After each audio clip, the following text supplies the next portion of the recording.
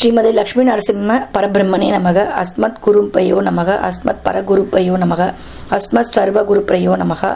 ஸ்ரீமன் ஆதிவன் சடகோப இதீந்திர மகாதேசிகாய நமக. ஸ்ரீமதே வேதாந்த குரவே நமக.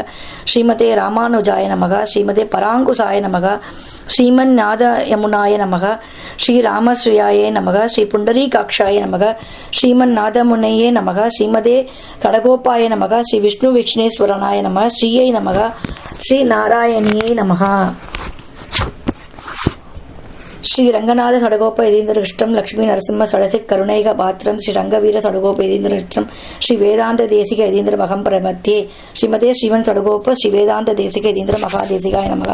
ஸ்ரீமன் மந்திர கடாரி சம்யுக்த சமுதிரகாம் ஸ்ரீமத் வீரராக ஸ்ரீமதே பாதாரவிந்தாஸ்ரீம் ஸ்ரீமதே வேதாந்த தேசிக காருண்ய ஸ்ரீராம் பதம் சேவே ரங்க துரிநக சமனம் நாராயணம் யோகிதம் ஸ்ரீமதே ஸ்ரீ லக்ஷ்மி நரசிம்ம திவ்ய பாதுகா சேவக ஸ்ரீவன் சடகோப ஸ்ரீ நாராயண யதீந்திர மகாதேசிகாய நமக.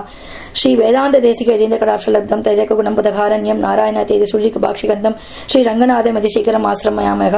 ஸ்ரீமதே ஸ்ரீவன் சடகோப ஸ்ரீ ரங்கநாத யதீந்திர மகாதேசிகாய நமக.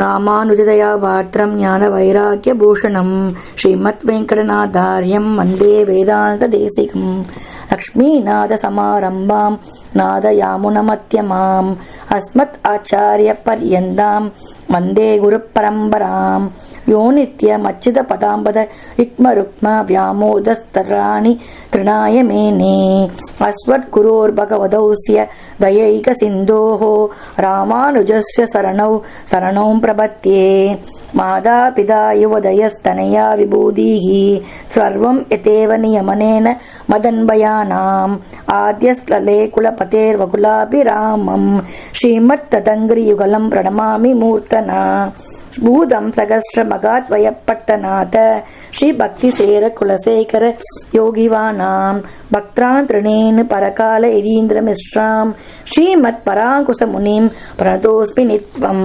குருமுகமனதீஸ்த்யத்த பிராணவேதான் அசேஷாம் நரபதி பரிக்ளிப்தம் சுல்கம் ஆது காமஹா ஸ்வசர அமர வந்தியம் ரங்கநாதஸ்ய சேத்தே துஜகுலதிலகம் தம் விஷ்ணு சித்தம் நமாமி.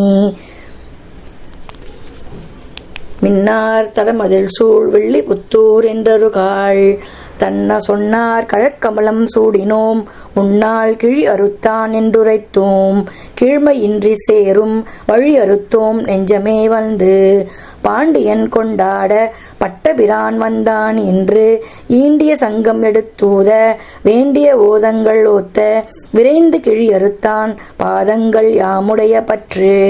ஆழ்வார் எம்பெருமான் ஆச்சாரியன் தேசிகன் திருவடிகளே சரணம். மேலாதுங்கஸ்தன கிரிதடி சுப்தம் உத்போத்ய கிருஷ்ணம் பாராத்யம் ஸ்வம் ஸ்ருதி சகசிரத் சித்தம் அத்யயா பயந்திகி ஸ்ரோஷ்டிஸ்த்யாயாம் சிரஜி நிகிலதம் யாபலாத் கிருத்ய புங்கதே கோதாஸ்யை நமஹிதம் பூய ஏவஸ்து பூயஹ. அன்னவயல் புதுவை ஆண்டாள் அரங்கற்கு பண்ணு திருப்பாவை பல்பதியம் இன்னிசையால் பாடிக் கொடுத்தாள் நற்பாமாலை பூமாலை சூடிக் கொடுத்தாலை சொல்லு சூடிக் கொடுத்த சுடர்கொடியே தொல்பாவை பாடி அருளவல்ல பல்வளையாய் நாடினி வேங்கடவர்க்கு என்ன விதி என்ற இம்மாற்றம் நான் கடவா வண்ணமே நல்கு. வணக்கம் நேயர்களே, நம்ம தொடர்ந்து தனுர் மாசத்துல திருப்பாவையை சேவிச்சுட்டு இருக்கோம். அதற்கான பொருள் விளக்கத்தை லௌகீக ரீதியாக ரொம்ப எளிமையா நம்ம சேவிச்சுன்னு வந்துட்டு இருக்கோம். என்னன்னா ரொம்ப சம்பிரதாயமா நம்ம போனாக்க சாதாரண மக்களுக்கு அது அவ்வளோ ரசிக்கக்கூடியதாகவும் அவங்களுக்கு பொருள் புரியக்கூடியதாகவும் இருக்காது. அதனால ரொம்ப லௌகீகமாக நம்ம சொல்லிட்டு இருக்கோம். ரெண்டாவது, என்னை போன்றவர்கள் இந்த மாதிரியான ஒரு விஷயத்தை சொல்வதற்கு முயற்சி செய்து கொண்டிருக்கின்றோம். அதனால ஆரம்பிக்கும் பொழுதே ரொம்ப சம்பிரதாயமாக இல்லாமல் மெதுவாக லௌகீகமாக ஆரம்பித்து அப்படியே சம்பிரதாயமாக டிரான்ஸ்ஃபார்ம் பண்ணிக்கலாம். எங்கே லௌகீகமாக சொல்லணும், எங்கே சம்பிரதாயமாக சொல்லணுன்றதும் எங்களுக்கும் அது ஒரு விதமான அனுபவமாக இருக்கும். அப்படின்றதுனால நம்ம வந்து லௌகிகமாக தான் சொல்லின்னு வந்துட்டுருக்கோம். இன்றைக்கி 29வது நாளுக்கு வந்துட்டோம். முதல் நாள் வந்து பார்த்தீங்கன்னா நோன்பு நோக்க போகிறோம்னு சொன்னால், அதுக்கப்புறமா எதற்காக நோன்பு நோக்க போகிறோம்னு சொன்னால், அப்புறம் நோன்பு நூற்பதுனால பலன்கள் என்னன்னு சொன்னால், எப்படி நோன்பு நூற்க வேண்டும் என்று சொன்னால், அப்புறம் நம்மளுடைய வாழ்க்கையில் ஒரு புரோட்டோகால் இருக்கும். ஒரு எல்லா இடத்துலையுமே வந்து நம்ம வந்து புரோட்டோகால் இருப்போம். அதை வந்து குடும்பத்தில் வந்து நம்ம அதிகமாக பயன்படுத்துவதில்லை, பொது இடங்கள்லையும் நம்ம வந்து அதை அதிகமாக பயன்படுத்துவதில்லை. நம்ம சொல்லக்கூடிய அந்த system, process, management, behaviour, protocol, awareness, learning, இது எல்லாமே அஃபீஷியலாக தான் நம்ம வந்து பயன்படுத்தின்னு இருப்போம். பொருளாதார ரீதியாக நான் இந்த இடத்துல உத்தியோகம் பார்க்குறேன், அங்கே எனக்கு வந்து மாதாந்திர சம்பளம் வருது, அங்கே அவள் வந்து எனக்கு இது எல்லாத்தையும் ப்ராசஸில் வந்து வச்சுருக்கா, ஒன் ஸ்டெப் 2ன்னு. அதனால் வேறு வழியில் அதை நான் ஃபாலோ பண்ணி ஆகணும். அப்புறம் ஒரு பேங்கிங் டிரான்சாக்ஷனுக்காக வேண்டி நம்ம ஒரு மொபைல் அப்ளிகேஷனை, ஒரு வெப் அப்ளிகேஷனை வந்து யூஸ் பண்ணும்பொழுது அங்கே வந்து ஒரு ப்ராசஸ் இருக்குது, அதை நான் வந்து ஃபாலோ பண்ணி ஆகணும். இப்படி அஃபீஷியல் ப்ரொஃபிஷியன்சியாக மட்டுமே நம்ம இதெல்லாம் உபயோகப்படுத்திட்டு இருக்கோம். அது அஃபீஷியலுக்கான காரணங்கள் கிடையாது. தனி மனித ஒழுக்கம், தனி மனிதனாக நமது வாழ்க்கையில் நம்ம இதெல்லாம் ஃபாலோ பண்ணணும். அது குடும்பங்களையும் பொது இடங்களிலும், பெரியவர்கள் சின்னவர்கள், ஏழை பணக்காரர், படித்தவர் படிக்காதவர், மேல் ஜாதி கீழ் ஜாதி, அந்த மாதிரியான எந்த விதமான பாகுபாடும், ஆண் பெண், குழந்தைகள், சிறியவர்கள் பெரியவர்கள், இந்த மாதிரி எந்த விதமான பாகுபாடும் இல்லாமல், எந்த விதமான ஏற்றத்தாழ்வுகளும் இல்லாமல் அனைத்து இடங்களிலும் தனிமனித ஒழுக்கம் என்பது ரொம்ப முக்கியம். இந்த சிஸ்டம், ப்ராசஸ், பிஹேவியர், புரோட்டோகால் இது எல்லாமே ரொம்ப முக்கியம் அப்படின்றத அதுக்கு அடுத்த வர பாசுரங்களில் வந்து சொல்கிறா. அதுதான் அந்த புரோட்டோகால். என்னன்னா ஒருத்தரையா அவ எழுப்புறது. அந்த எழுப்பும் போது இது எல்லாத்தையும் வந்து ஃபாலோ பண்ணி எழுப்புறா. அதோட சேர்ந்து இதை ஃபாலோ பண்ணும் பொழுது அதற்கான பலன்கள் என்ன அப்படின்றதையும் வந்து சொல்றா. ஸோ இந்த நோன்பு நுட்பத்திற்கான பலன்கள், விஸ்டம், அந்த நாராயணனே நமக்கு பறை தருவான் அப்படின்னு முதல்லயே சொல்லிடுறா. அவன் மட்டும்தான் நமக்கு மோட்சத்தை கொடுப்பான்.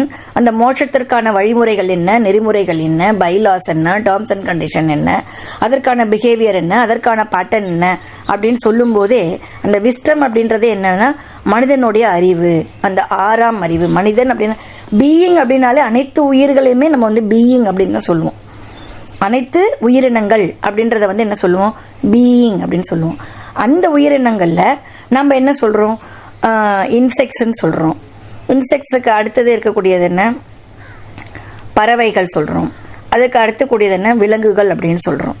ஸோ இந்த எல்லா பீயிங்குக்குமே ஒரு விதமான அறிவுகளை வந்து இயற்கை வந்து நமக்கு படைத்து கொடுத்திருக்கு, பெருமாள் வந்து படைத்து வைத்திருக்கிறார். அதுல 6ஆம் அறிவு அப்படின்றது மனிதனுக்கு மட்டும்தான். ஏன்னா நான் பகுத்தறிவு உள்ளவன், சிந்தனிக்கக்கூடியவன், வேறுபாடுகளை கரெக்டாக ஆராய்ந்து அதற்கான பலன்களை கொடுப்பவன்.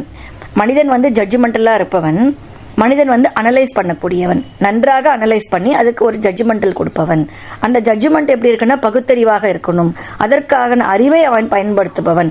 அதைத்தான் 6ஆம் அறிவு, அதுதான் விஸ்டம் அப்படின்னு சொல்றோம். அதுதான் விஸ்டம் ஆஃப் நாலேஜ். அதாவது அட்டைனிங் தி எம்பவர்மெண்ட், அட்டைனிங் தி சுப்பீரியாரிட்டி, அட்டைனிங் தி என்லைட்மெண்ட். அந்த விஸ்டம் அப்படின்றது தான் நமக்கு வந்து நாராயணனே பறைய தருவான். அந்த நாராயணன் மட்டும்தான் மோட்சத்துக்கு வழி சொல்லுவான்.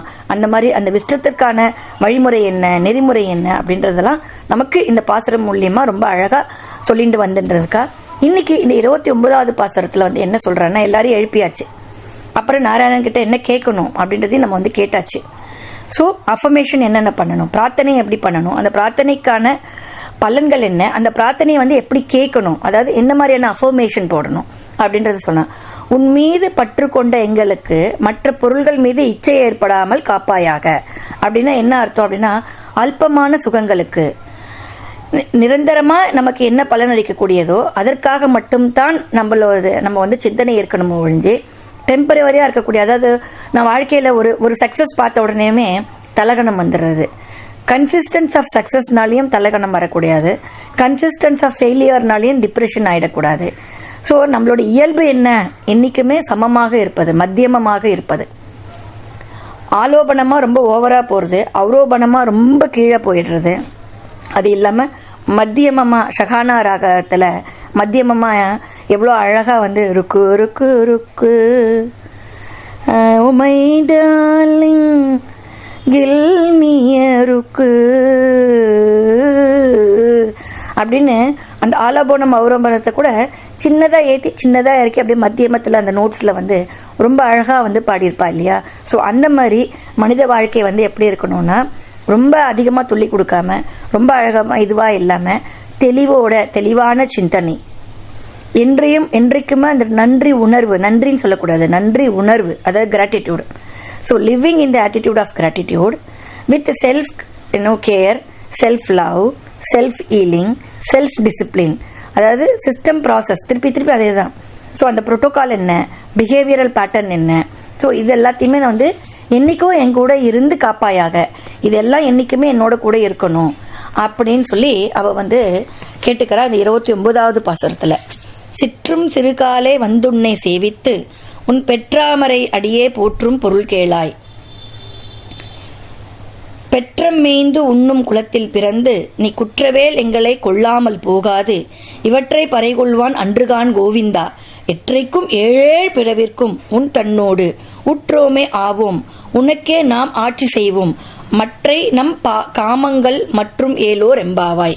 அதாவது என்ன சொல்றா, சிற்றும் சிறுகாலை வந்துன்னை சேவித்து, அதிகாலை சிற்றும் சிறுகாலை அப்படின்னா அதிகாலையில நாங்க நோன்பு எடுத்து அந்த அதிகாலை விடிய காலைக்கு முன்னமே நாங்கள் வந்து உன்னை சேவிக்கின்றோம் அப்படின்னு சொல்லி சொல்றா.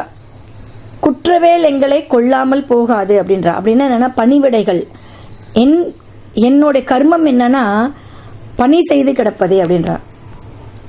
நம் கர்மம் பணி செய்து கிடப்பதே, அதாவது வேலை செய்து கொண்டே இருப்பதுதான் நமது கர்மம் அப்படின்றா. அதான் குற்றவேல் அப்படின்னா பணிவிடை, சேவை செய்வது.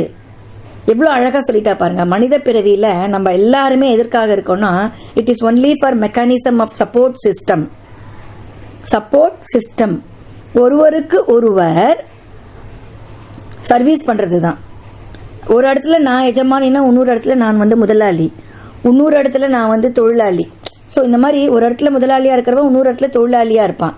ஸோ எல்லாருமே எல்லாருக்கான வேலைக்காரர்கள் தான், இங்க யாருமே எஜமானர்கள் கிடையாது. So no superiority, no inferiority, அதான் அந்த மத்தியமம். ஸோ அனைவரும் சமம் அப்படின்றதுதான் குற்றவேல் அப்படின்னா பணிவிடை அப்படின்றா. அப்படின்னா பணிவிடைன்னா என்ன, சர்வீஸ், ஒருவருக்கு ஒருவர் சர்வீஸ் செய்வது, ஒருவருக்கு ஒருவர் சப்போர்ட் செய்வது. அதை வந்து ரொம்ப அழகா சொல்லிட்டா. குற்றவேல் எங்களை கொள்ளாமல் போகாது அப்படின்னு சொல்றா. அந்தரங்க அப்படின்னா அந்தரங்க கைங்கரியம் அப்படின்னும் ஒரு அர்த்தம். எற்றைக்கும் அப்படின்னா எக்காலத்திலும், ஆட்செய்வோம், அடிமை செய்வோம், எக்காலத்திலும் நான் உனக்கு அடிமை, எக்காலத்திலும் நான் உன்னை சரணடைகின்றேன் அப்படின்னு பகவான் நாராயணனாக பரந்தாமனார் இருக்கின்ற ஸ்ரீ விஷ்ணுவே உபாயம், அவனிடத்தில் சரணாகதி அடைவோம், அவன் நம்மை பாற்றுக்கொள்வான். அப்படின்னா என்ன அர்த்தம் அப்படின்னா, எதுவும் என்னால் ஆவது கிடையாது, என்னால் இயங்கக்கூடியது கிடையாது.